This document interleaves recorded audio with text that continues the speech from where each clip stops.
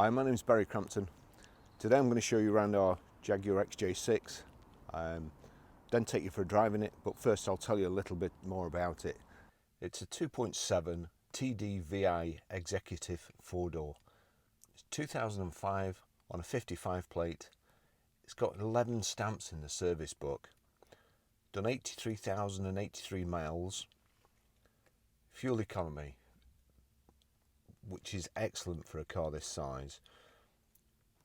Urban 26.2, extra urban 43.5, combined is 34.9, 0 to 60 time of 7.8 seconds, a top speed of 141 miles per hour out of a 204 brake horsepower 24 valve engine. It's MOT'd until the 15th of the 12th 2020, just been done by the previous owner. Road tax, 6 months is £178.75p, while 12 months is £325. I must point out the registration plate isn't included on this sale. It will go back on its ordinary number. So if you're looking at this car on Auto Trader, it will have a high banner, which I have to say I'm glad about, because I wouldn't want you to confuse this car with all the other dross that's available. This is absolutely beautiful. We had a XK 5 litre portfolio, and this chap travelled from the other side of the country to buy it from us. It was the same colour as this, in equally as good condition. The couple have had this from brand new, and it really is a credit to them. As I say, no expense has been spared to looking after it, and it's mint. It's sat on Pirelli tyres all round. The car is just lovely. You would expect that the type of person who buys Jaguars and the type of person that had this, I would expect him to have been a Spitfire pilot. That sort of person, gentleman and lady that came yesterday, part exchange this. This is just as it came in. It's not been hoovered or anything, it's just as it came in. So, and when Lance has been at it, it will look like it's just rolled out of the showroom for the first time.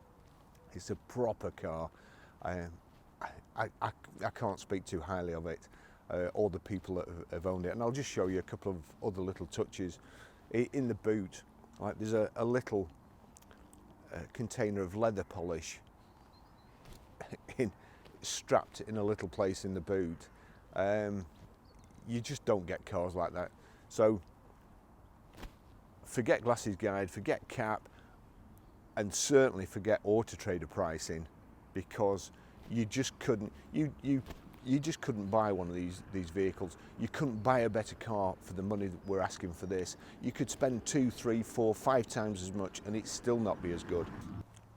Okay, so I'll just show you around it. The chrome insets in the bumper there. The big Jaguar chrome grille. Unfortunately, you're not allowed to have the leaping Jaguar on the front there because it's a danger to pedestrians or anybody you happen to knock over. Sat on Pirellis, the multi-spoke alloy wheels, chrome door handles, and also window surrounds. Remote boot release. Nice big boot. Got reversing sensors in the rear bumper, and also again the chrome insets. Carpeted inside, lovely in here. But just on the right hand side here, there's a little tub of leather cleaner, and it's just great to see. Cars like this, they just don't come along very often. Unfortunately, they seem to be coming along now, just as Auto Trader have introduced these price banners. And this is a beautiful car. As I say, you can forget the price banners. It's also got soft close boot. Just pulls it to there.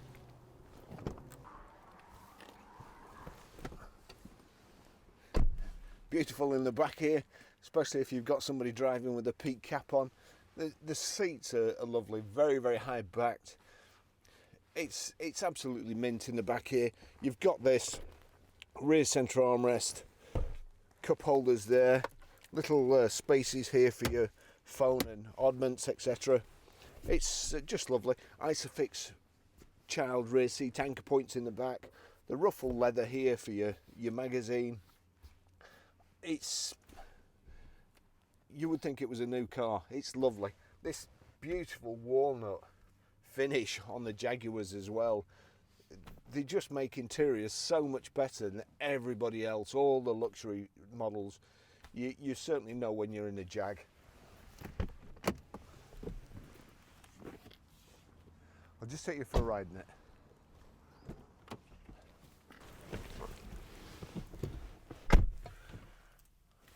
Proper car. The inside vehicle is just beautiful. Still got the radio code in the plastic wallet, and the book pack here with everything in. Just put these in the back, out of the way, and I've got the service history typed out here. So 4th of the 12th, 2006, 14,044 miles, Stratstone Jaguar Derby. 28th of the 11th, 2007, 23,148 miles, HA Fox Jaguar Nottingham. 18th of the 11th, 2008, 34,391 miles, HA Fox Jaguar Nottingham. 19th of the 11th, 2009, 44,992 miles, HA Fox Jaguar Nottingham. 16th of the 11th, 2010, 53,114 miles. That looks like Bellini's Ilkeston Derby. I'm on board with Bellini's. I particularly like them in Harry's Bar in Prague, and also the Excelsior Vittorio at Sorrento. So 28th of the 11th, 2011, 60,485 miles, Bellini's Ilkeston Derby. 8th of the 5th, 2013, at 70,089 miles, HA Fox Jaguar Derby. 19th of the 11th, 2014, 78,016 miles, Bellini's Ilkeston Derby.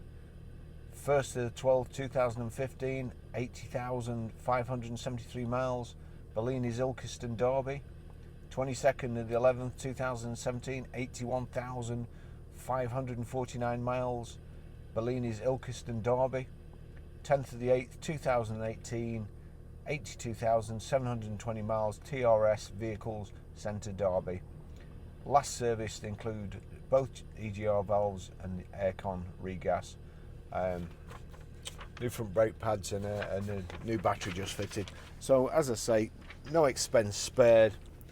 It really is just a beautiful car. The leather in Jags, the walnut. Also I'll just show you the seat.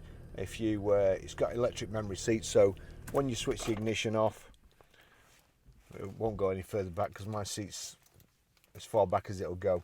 So hang on, I'll just demonstrate that again. Put that in, put that down. So when you're getting out of the car, turn the ignition off. Steering wheel goes up, seat goes all the way back to give you room to get out. Put the key in, it goes back to the memory. That's not my memory, so we'll just adjust this, get it all the way back. So it's electric seat adjustment. Get it down. You see there the back going back, and also you should be able to see the headrest going up there. Yeah, there you go. So we'll just enter that into memory 1. There you go, and we're sorted. The old U-shape Jaguar gear selector, if you knock it across there, you can use it as a manual. Over here it's automatic, and it's got an electronic parking brake. I suppose you can't have everything. So 3-position electric memory seats. You've also got here height and reach adjustable steering wheel. I'll just take you for a ride in it.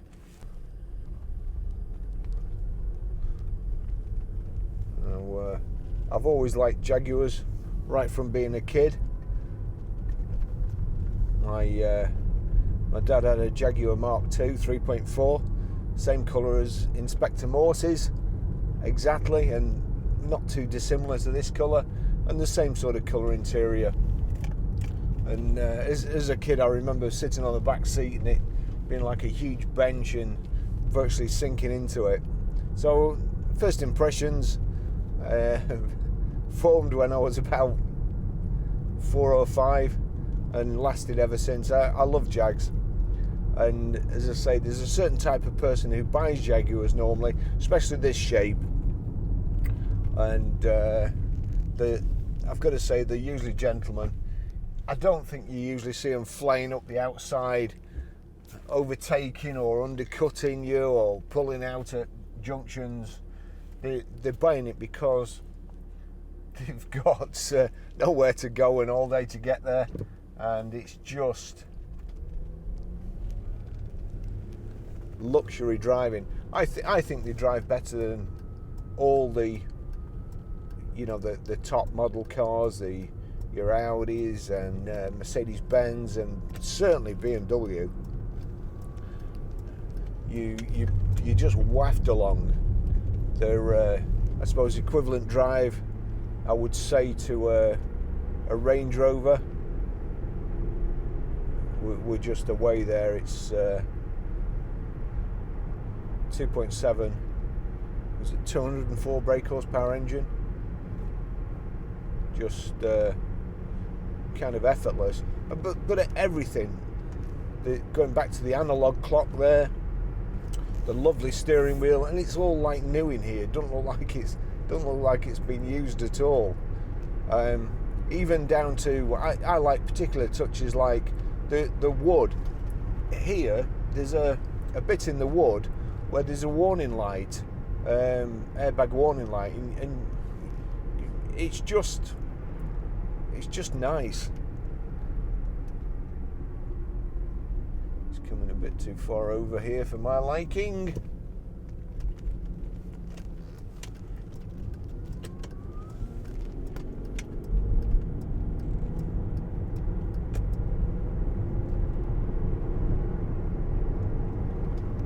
All good tyres, nice alloy wheels.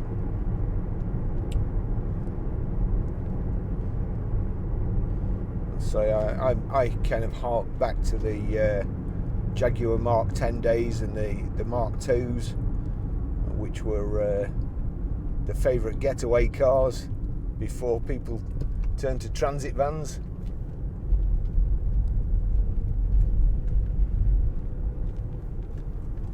I'm not liking the look of this traffic. It is Sunday here in the UK, the Sunday before Christmas.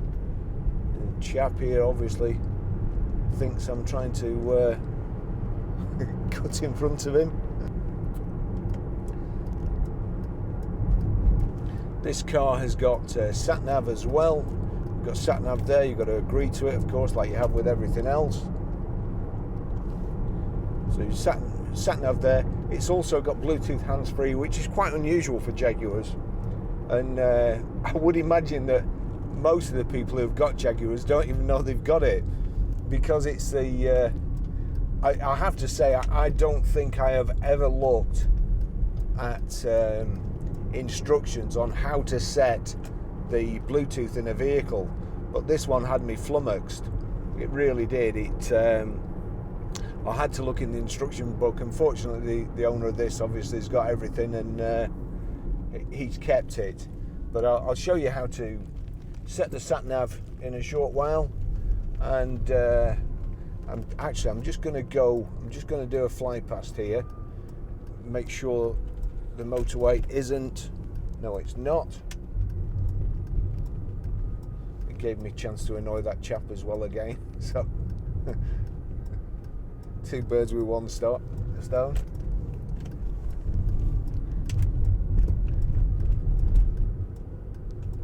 Here we go.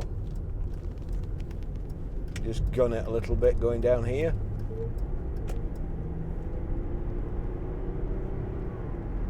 So we're up to 70 there. We've got multifunction steering wheel here. Let's just see if that'll set. Cruise override. cruise engaged, so it's one touch. Good system. Just need to plus it a little bit to get up to 70. There we go, 70 at 2,000 revs. Oops, gone too fast.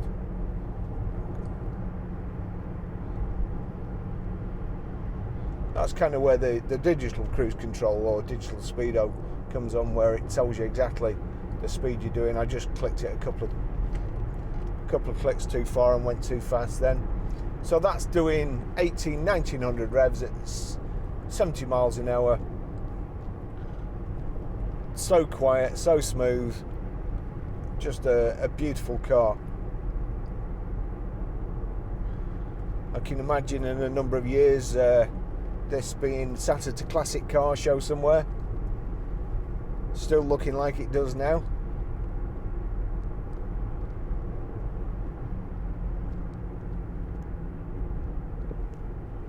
There we go. We've got electric door mirrors, just slot in here. If I had to fault it on anything, I'd think the tracking was slightly out. Just a little pull there and the wheel going down, but we'll certainly get that sorted. And going back to things about the previous owners and being maintained regardless of cost. When part exchanges come in, usually they're bone dry of fuel. Having said that, when they go out, usually they're bone dry as well. So, you know, that's not such a bad thing. But you can imagine for us, hundreds of cars going out, sticking 20 quid's worth of fuel in each time, over the year it mounts up. However, this one's come in and it's half full of fuel.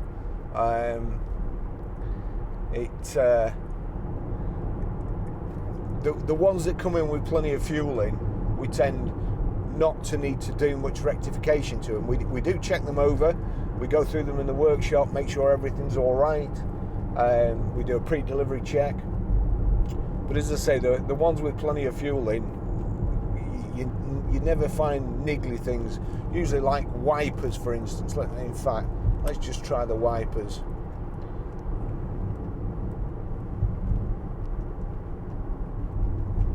Goodness me.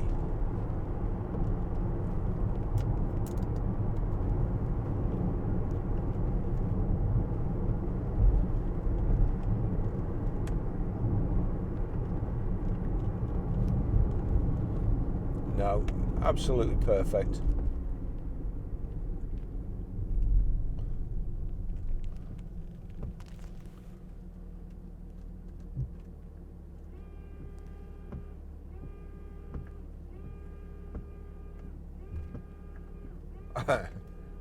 I was looking for it squirting up on the bonnet. I was thinking, that's strange.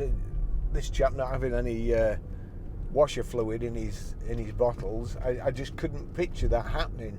But of course it squirts through the blades. Oh, I used to be indecisive, but now I'm not so sure. I'm going to get past him. I don't trust him. Here we go.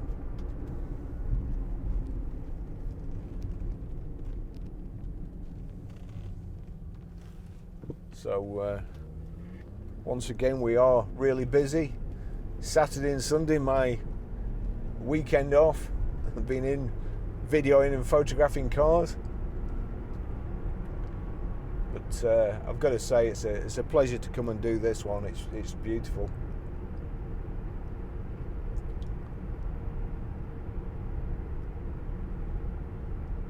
Chap behind me again and just testing how close he can get to me without actually running into me.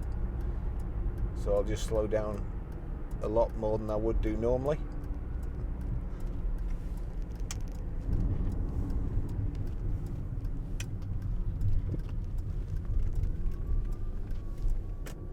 Here we go. Let's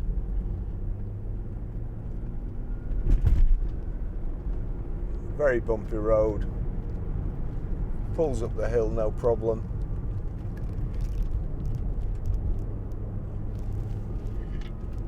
Lovely steering.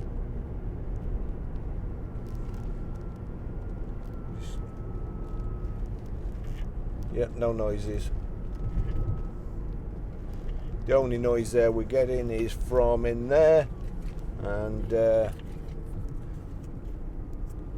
yep, I must send that one back to him. If he's anything like me, he collects them every year.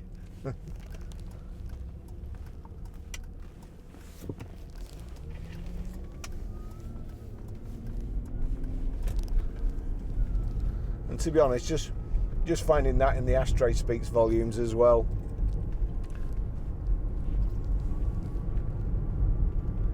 I love this car.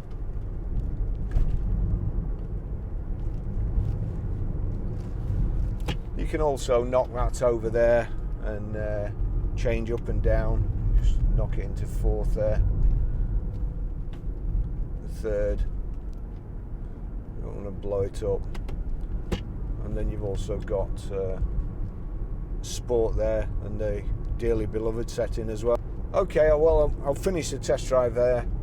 As I say, if you actually get to this, because it'll have a high price banner on it, but there's a reason it's a high price. It's because it's better than all the others. And we have a saying in the motor trade that nice cars aren't cheap and cheap cars aren't nice. This is a nice car. And anybody who buys this certainly won't be disappointed. Tomorrow I'll be doing an Audi Q5, I think, and that's probably the last one before Christmas. So again, if any of my regular followers, regular subscribers are watching, and anybody else, have a Merry Christmas and prosperous New Year for 2020. And thanks for all the best wishes as well in the comments to me. It really does mean a lot. I still can't believe how popular this channel is, how many people watch us, 500,000 viewers a month, and we're just on our way to 11,000 subscribers on the main channel, and we've got probably 14,000 subscribers in total with the other channels too. Let me just see if I can just take that out. That's it, then the sun's not quite in my face.